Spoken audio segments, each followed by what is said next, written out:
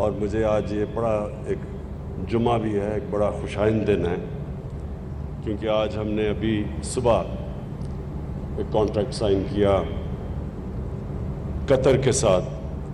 جس میں جو ہمارا پرانا کانٹریکٹ تھا اس میں اور اس میں اب ہر سال ہمیں $300 ملین کی بچت ہوگی، اور انشاءاللہ جو 10 سال اگلے 10 سال میں $3 ارب کی پاکستان کو بچت ہوگی۔ تو مجھے اس کی بڑی خوشی ہے، اور اس 1 سال سے ہم لگے ہوئے تھے اس کے اوپر نیگوشیٹ کرنے کے لیے۔ اور یہ جو اب یہ پروجیکٹ ہے، اس پروجیکٹ کے لیے میں ذرا پہلے جو اب سب سے جو میں اپنے خیال آپ کے سامنے رکھنا چاہتا ہوں وہ یہ کہ دیکھیں، جب ملک پہ مشکل وقت آتا ہے تو مشکل وقت سے نکلنے کے لیے ایک ملک کو آؤٹ آف دا باکس سوچنا پڑتا ہے۔ آؤٹ آف دا باکس مطلب کہ وہ سوچ لے کے آئیں جو کہ وہی پرانی گھسی پٹی سوچ ہے، ہٹ کے وہ کچھ۔ اب ہمارا مسئلہ کیا ہے؟ ذرا میں اپنی، یا میری وزیر بھی سارے بیٹھے ہوئے ہیں، میری ہمارے ممبرز آف پارلیمنٹ بھی بیٹھے ہوئے ہیں، میں ذرا آپ کو سمجھانا چاہتا ہوں کہ اس وقت پاکستان کیا فیس کر رہا ہے۔ ہمارے پاس 2 بڑے پرابلمز ہیں، اور وہ لوگ کہتے ہیں جی پرانی باتیں نہ کرو، لیکن یہ ہمارے جو 10 سال جو ڈیکیڈ آف ڈارکنس جسے ہم کہتے ہیں، 10 اندھیرے سال، ان میں جو قرضے چڑھے ہوئے ہیں اور جس طرح کی اکانومی کی مس مینجمنٹ ہوئی، اسے ہوا کیا؟ 2 چیزیں۔ ایک ہمارا بہت بڑا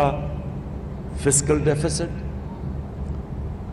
اور فسکل ڈیفیسٹ کی وجہ سے قرضے، اور دوسری طرف ہمارا کرنٹ اکاؤنٹ ڈیفیسٹ، مطلب یہ کہ ہمارے پاس جو ہماری امپورٹس اور ایکسپورٹس کے اندر اتنا بڑا خسارہ ہو گیا تھا کہ اس کے لیے باہر سے قرضے بھی لینے پڑے، فورن لونز، اور ہمارا جو فورن ایکسچینج ریزروز وہ بھی گر گئے۔ ان کے گرنے سے ہمارے روپے کے اوپر پریشر پڑا، اور روپے نے گرنا تھا، یعنی جب ڈالر کی کمی ہوگی تو ڈالر کی قیمت اوپر چلی جائے گی، روپیہ نیچے آ جائے گا۔ تو جب روپیہ نیچے آیا تو مہنگائی ہو گئی۔ تو یہ ہمیں وراثت میں ملے تھے۔ اب ان 2 مسئلوں سے ہم نے نکلنا کیسے ہے؟ سب سے پہلے اپنی آمدنی بڑھانی ہے، خرچے کم کر رہے ہیں، ہم نے کیے ہیں، لیکن جب تک آمدنی نہیں بڑھے گی ہم نہ اپنے خرچے میٹ کر سکتے ہیں، اور جو قرضوں کی قسطیں دینی ہیں نہ ہم وہ قرضوں کی قسطیں دے سکتے ہیں، کیونکہ ہر سال قرضوں کی قسطیں بڑھتی جا رہی ہیں۔ تو لہٰذا پاکستان کے اندر ویلتھ کریشن جنریٹ کرنا ہے کہ اپنی دولت بڑھائیں تاکہ ہمارے پاس قرضے واپس کرنے کے لیے قوت ہو۔ تو اس پروجیکٹ کو اس نظر سے آپ نے دیکھنا ہے۔ اس پروجیکٹ کی جو سب سے بڑی چیز یہ ہے کہ یہ پاکستان میں ویلتھ جنریٹ کرے گا، اور وہ ابھی عمران امین نے آپ کے سامنے فگرز دی، جلدی بتا دیا اس نے آپ کو۔ میرے خیال میں آپ کو سمجھ نہیں آئی کہ یہ جو پروجیکٹ ہے یہ کتنا پیسہ جنریٹ کرے گا پنجاب گورنمنٹ کے لیے، پاکستان کے لیے، فیڈرل گورنمنٹ کے لیے، ریلویز کے لیے، اور سی اے کے لیے۔ جو پہلا فیز ہے،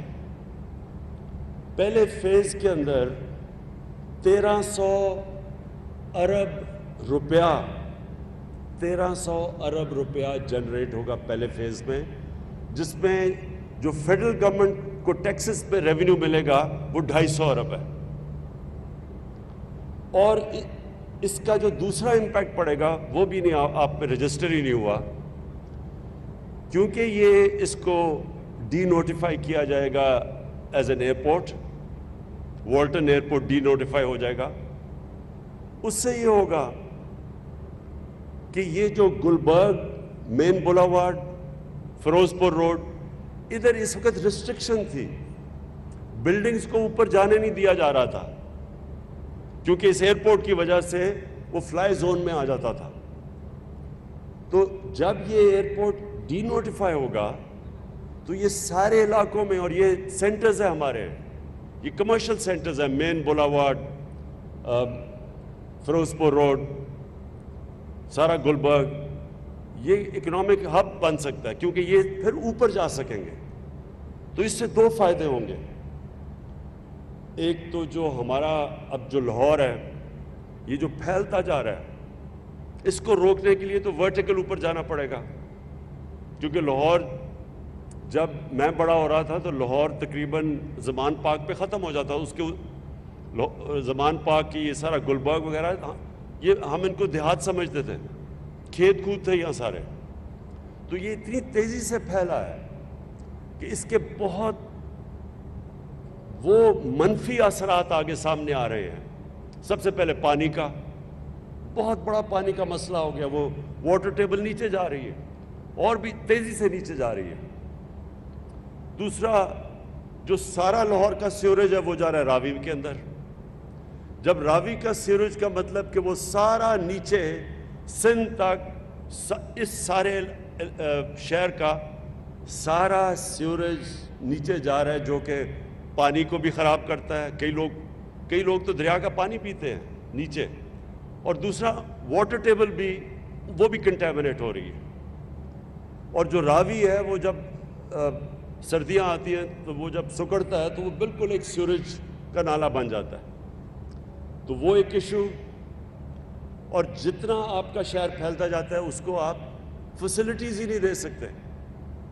نہ آپ ان کو سیوریج سسٹم دے سکتے ہیں، نہ پانی دے سکتے ہیں، اور جو بھی آپ امینٹیز دیتے ہیں ان کا خرچہ بڑھتا جاتا ہے۔ اس لیے دنیا میں ماڈرن سٹیز اوپر جاتی ہیں۔ اور پھر یہ جب والٹن ایئرپورٹ ڈی نوٹیفائی ہوگا تو یہ سارے علاقوں کو جب اجازت یہ کمرشل سے اوپر جانے کا، تو جو انہوں نے ایسٹیمیٹ کیا ہے، اور عمران میں یہ چاہوں گا کہ آپ یہ میڈیا کو بریک ڈاؤن دیں، یہ ایسٹیمیٹ کرتے ہیں کہ اس کا کمرشل ویلیو جو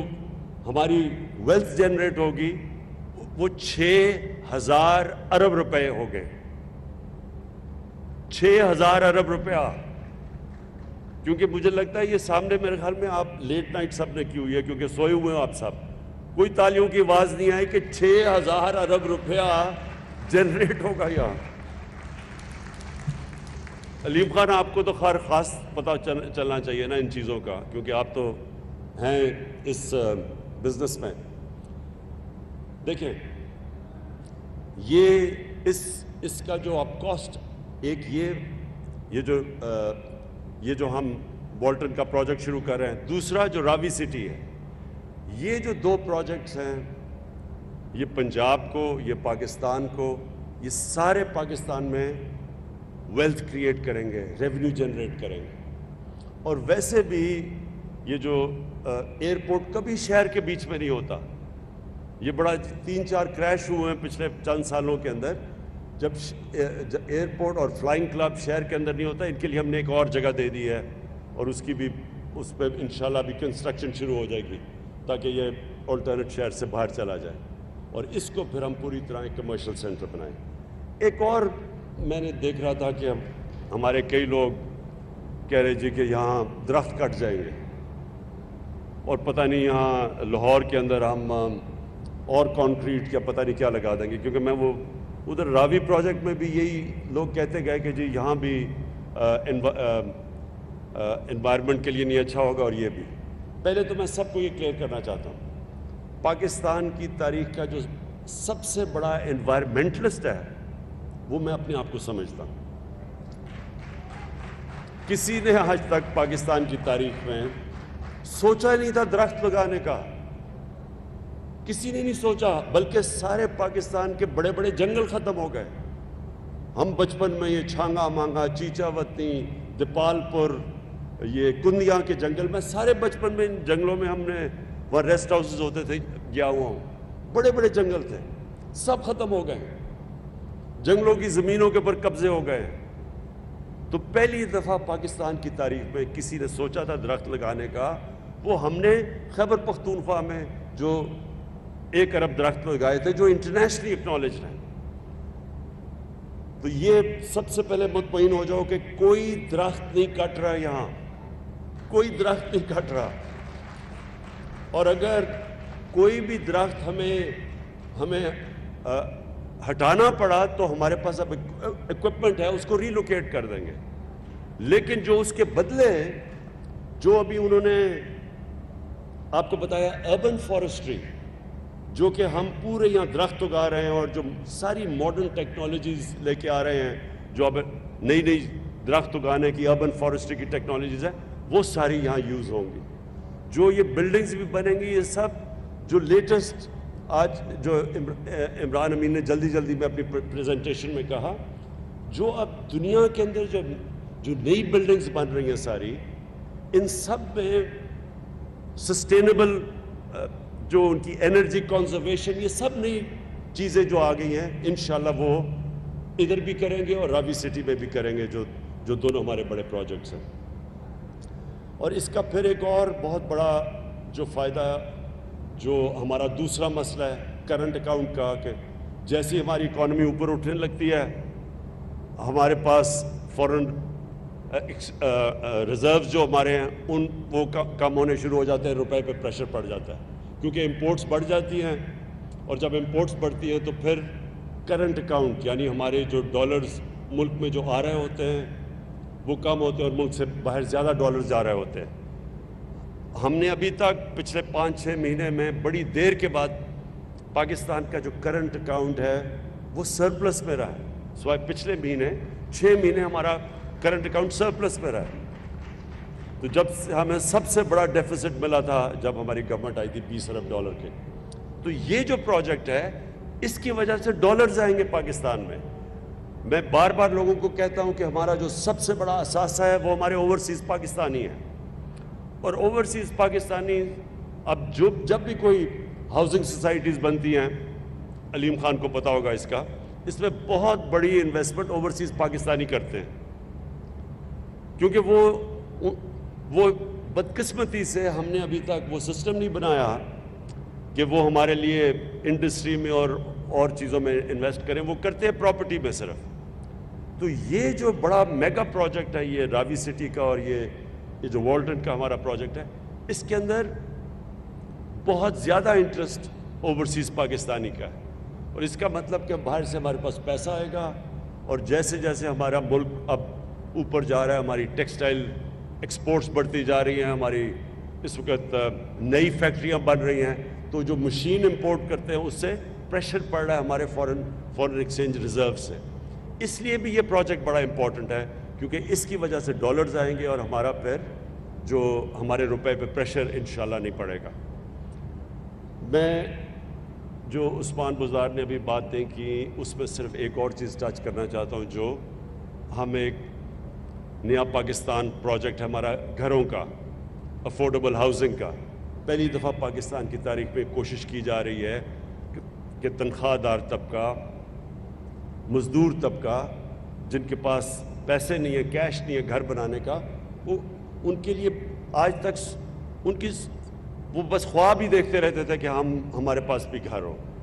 تو یہ پہلی دفعہ پاکستان میں کوشش کی جا رہی ہے. اس میں ہم نے بینکس کو انوالو کیا ہے. اس میں ہم نے بڑی مشکلوں سے جو ایک قانون تھا فورکلوزر لا،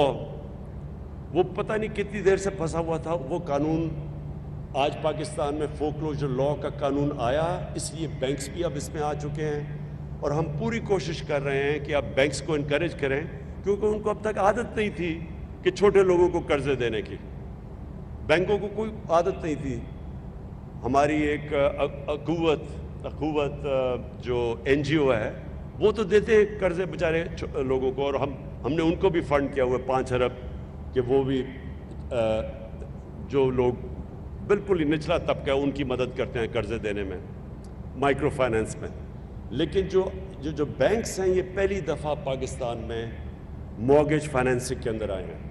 اور اس میں گورنمنٹ نے بھی ان کے ساتھ مل کے ان کو انسینٹیوز بھی دیے ہیں، اور آگے بھی مسلسل ان سے میں خود میٹنگز کرتا ہوں. یہ ہم پہلی دفعہ جو انہوں نے ابھی فلیٹس اناؤنس کیے، 50,000 میرے خیال میں فلیٹس اناؤنس انہوں نے جو کیے ہیں، یہ سارا ہمارا نیا ہاؤسنگ پروجیکٹ کے تحت ان کو فائنینسنگ کی جائے گی. اور اس مقصد یہ ہے کہ وہ لوگ جو آج تک کبھی بھی جن کے پاس کیش نہیں تھا گھر خریدنے کے لیے، ان کے پاس یہ مورگیج فائنینسنگ ہو، تاکہ وہ جو قسطیں دیتے تھے، جو کرائے پہ ہر مہینہ پیسہ خرچ کرتے تھے، اسی کرائے کے اوپر وہ قسطیں دے دیں بینکس کو، اور ان کو اپنا گھر ان کو مل جائے گا۔ اور انشاءاللہ یہ جو ہمارا سال ہے، اب تک تو یہ پورا سٹرکچر ہی تیار ہو رہا تھا اس کے لیے، نیا پاکستان ہاؤسنگ کے لیے، اور پرابلم مشکل قانون چینج کرنے پڑے، رولز ریگولیشنز چینج کرنے پڑے، ایف بی آر کے ساتھ بیٹھ کے ٹیکسز کم کرنے پڑے، یہ سارا پروسیس کافی ٹائم لگا ہے، لیکن اب انشاءاللہ ہم تیار ہیں کہ یہ پورا لانچ کریں اپنی جو افورڈیبل ہاؤسنگ، جو کبھی بھی پاکستان میں پہلے کسی نے نہیں کیا۔ اور آخر میں خاص طور پہ آپ کو چیف منسٹر صاحب، میں آپ کو مبارک دیتا ہوں، یہ جو بڑی ریکارڈ ٹائم کے اوپر ہم نے یہ سب کچھ تیاری کی ہے اس بڑے پروجیکٹ کے لیے، اور یہ ایسا پروجیکٹ ہے کہ جو بڑی جلدی لوگوں کو اب نظر آئے گا ٹیک آف کرتے ہوئے۔ اس میں بہت انٹرسٹ ہے، اس میں بڑے بڑے بلڈرز انٹرسٹڈ ہیں اس وقت، اور جیسے ہی جب آپ دیکھیں گے لاہور کے لوگوں کو نظر آئے گا کہ یہ ایک ماڈرن سٹی کی طرف اب لاہور جائے گا۔ میں نے تو شروع سے دبئی میں جب جاتا تھا تو چھوٹا سا دبئی شہر تھا، اور اس کو اتنا بڑا دیکھا تو اس کے پیچھے پیسے سے زیادہ ایک ویژن تھی۔ انہوں نے سوچا کہ دبئی کو کیسے ایک ماڈرن سٹی بنائیں گے، اور ہمارے سامنے وہ ہر سال چینج ہوتا گیا دبئی۔ چائنا کے اندر بھی جو آپ ان کے بڑے بڑے شہر دیکھیں تو وہ ہر دوسرے سال بدل جاتے ہیں، اتنی تیزی سے ڈیولپمنٹ ہو رہی ہے۔ ہم بدقسمتی سے ہم نے پلاننگ ہی نہیں کی کہ ہم کیسے اپنے بڑے شہروں کو ماڈرن سٹیز بنائیں۔ ہم بھی پھیلتے جا رہے ہیں، کراچی بھی پھیلتا جا رہا ہے، اسلام آباد پھیلتا جا رہا ہے، اور یہ سارے شہر وہ بنتے جا رہے ہیں جو آخر میں ان کو ہم مینیج نہیں کر سکیں گے۔ اس لیے یہ بڑا امپورٹنٹ تھا کہ یہ ایک راوی سٹی پہلے اس کو بنایا جائے، وہ بھی لاہور کو بچائے گی، اور یہ پھر ایک لاہور کا بزنس ہب بنے، یہ جو ہمارا آج ہم نے پروجیکٹ لانچ کیا۔ بہت بہت شکریہ۔